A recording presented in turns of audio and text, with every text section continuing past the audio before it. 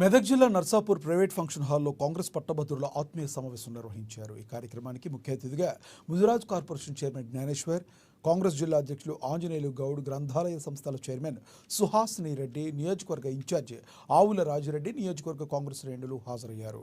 బీసీలను గుర్తించిన ఏకైక పార్టీ కాంగ్రెస్ పార్టీ అని, విద్యతోనే అన్ని సమకూరుతాయని విద్యావంతుడైన నరేందర్ రెడ్డిని గెలిపించాల్సిందిగా కోరారు.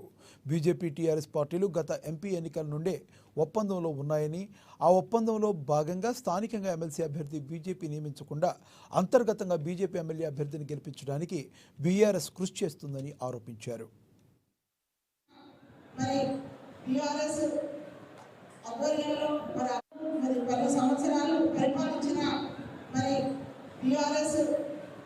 ఆధ్వర్యంలో మన ప్రభుత్వ హయాంలో మరి మొత్తం మన విద్యా వ్యవస్థ ఉంటుపడింది, నిర్వీర్యమైపోయింది.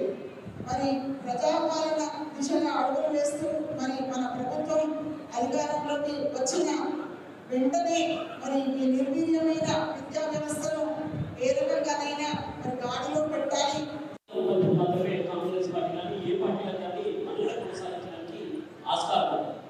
కానీ కాంగ్రెస్ పార్టీకి మాత్రం గ్రామ స్థాయి కార్యకర్తలు, బడుగు బలైన వర్గాల బిడ్డలు వాళ్ళే కాంగ్రెస్ పార్టీకి ఆస్తి, వాళ్ళే కాంగ్రెస్ పార్టీకి వెన్నుపూసలు.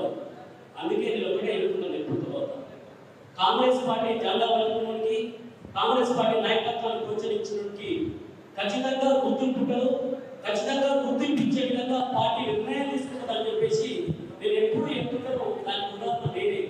అదేవిధంగా మీకు అందరికీ తెలుసు, ఉద్యోగ నియామకాలు జరిగినాయి. 52,000 ఉద్యోగాలు మన ప్రభుత్వం నుంచి ఇచ్చినాం.